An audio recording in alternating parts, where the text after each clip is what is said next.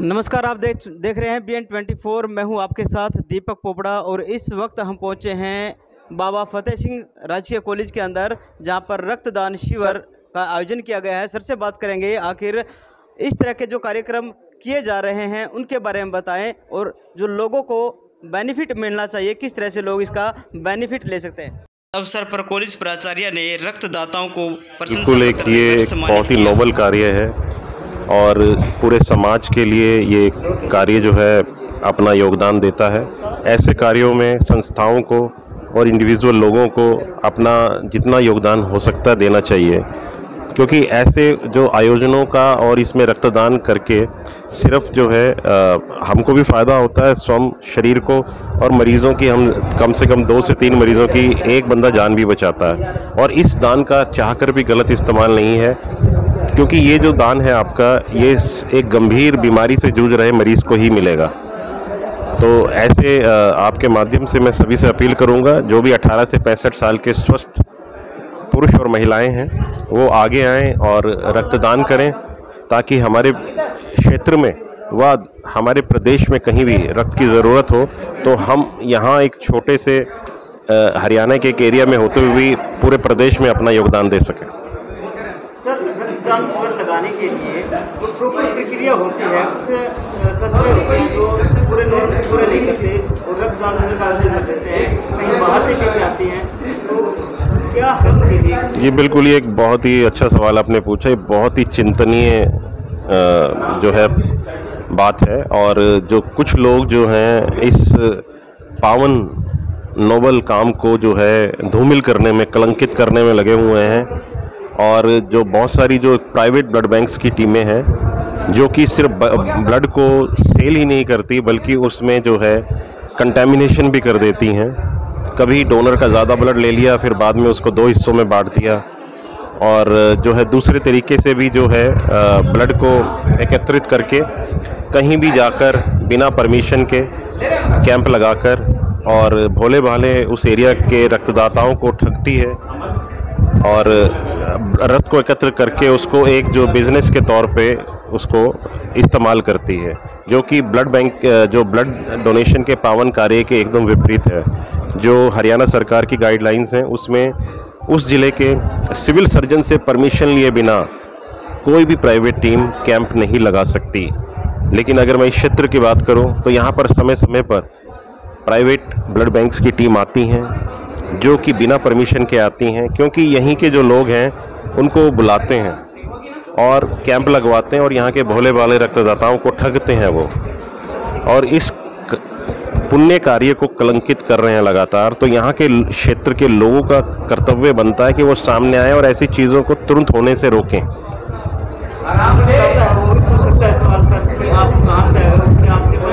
बिल्कुल, रक्तदाता जो है सबसे मुख्य कड़ी है पूरे ब्लड डोनेशन में।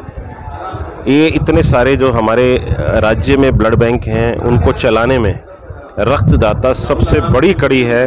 तो उसका पूरा फ़र्ज़ बनता है, उसका पूरा ड्यूटी है कि वो ये इंश्योर करे कि जो उसका रक्तदान है वो सही हाथों में पहुंच रहा है कि नहीं। सर, कई बार ऐसा होता है जो रक्तदाता है, जब उसे जरूरत होती है समय रक्त की, तो समय पर उसे मिल नहीं पाता, तो वो खुद को ठगा हुआ महसूस करता है।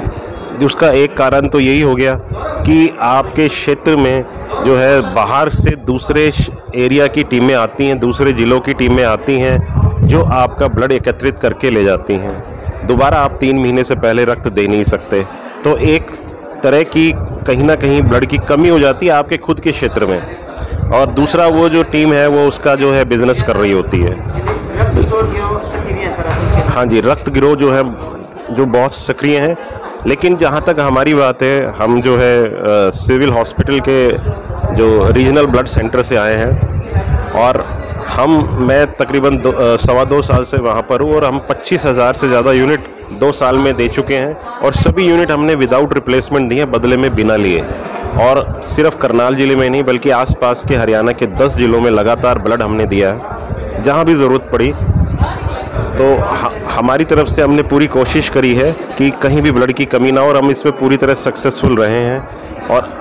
और जहाँ तक की बात है, हर एक को ब्लड मिला है। हमारे पास कोई भी आए उसको हमेशा ब्लड मिला है, और उसको बदले में कभी भी हमारे यहाँ कहा नहीं जाता कि बदले में कौन देगा। चाहे हमारा ब्लड बैंक है 24 घंटे खुला होता है, रात के 2 बजे 4 बजे आप आइए और आपको जो है फॉर्मेलिटीज़ कंप्लीट होनी चाहिए और आपको ब्लड जो है हमेशा मिला है।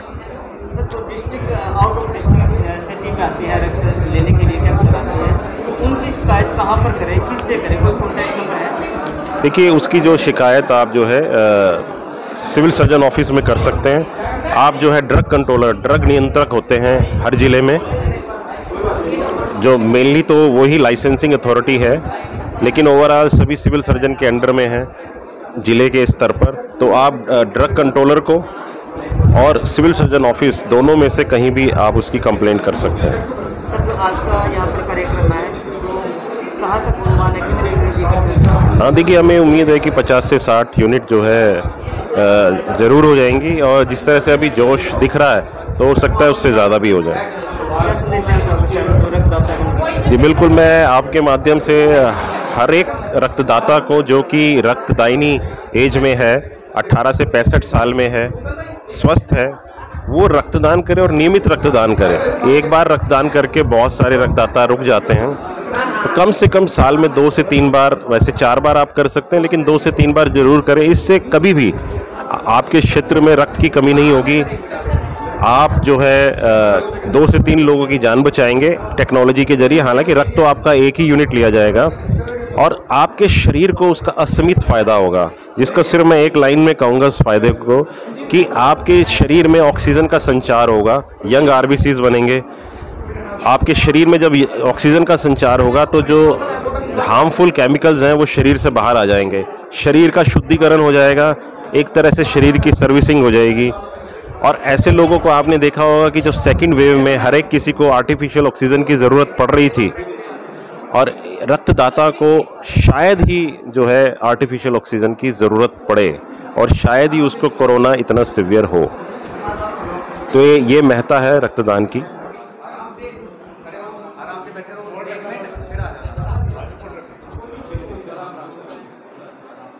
एक साथी हैं जिन्होंने अभी अभी रक्तदान किया है, उनसे बातचीत करेंगे। ये क्या नाम है जी आपका? भूषण सिंह जी। कैसा महसूस कर रहे हो आप? बहुत अच्छा। पहले भी कभी रक्तदान किया है? 4 बार पहले सर। पहले भी 4 बार? हाँ, 5वीं बार ही। क्या संदेश देना चाहोगे आप?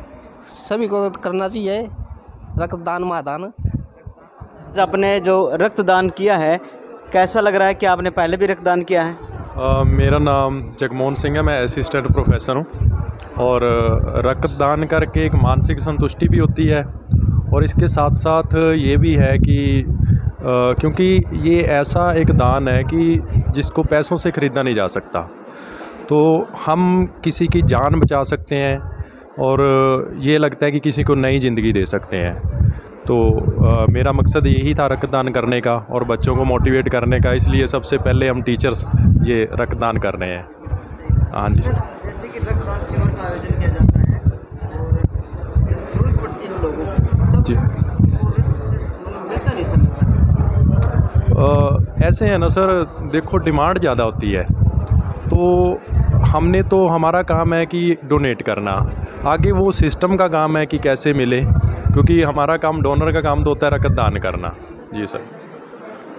कैसा लग रहा है आपको? हाँ, बहुत अच्छा लग रहा है सर, एक तरह की मानसिक संतुष्टि मिल रही है, और आपका भी स्वागत करते हैं हम अपने कॉलेज में पहुंचने पर। धन्यवाद सर। सबसे पहले तो मैं आपका इस शिविर में स्वागत करता हूं, पत्रकार महोदय जी।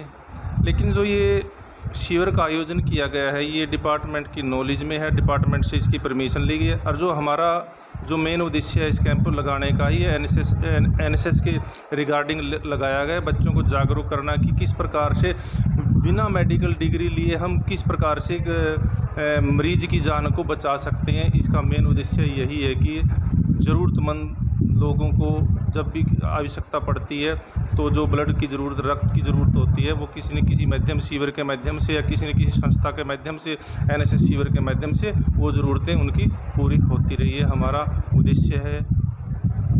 जो बच्चे यहाँ पर रक्तदान शिविर के लिए आए हैं, तो क्या संदेश देना चाहोगे जो बच्चे शामिल नहीं हो पाए और उनके मन में ये था कि मैं रक्तदान कर सकता हूँ?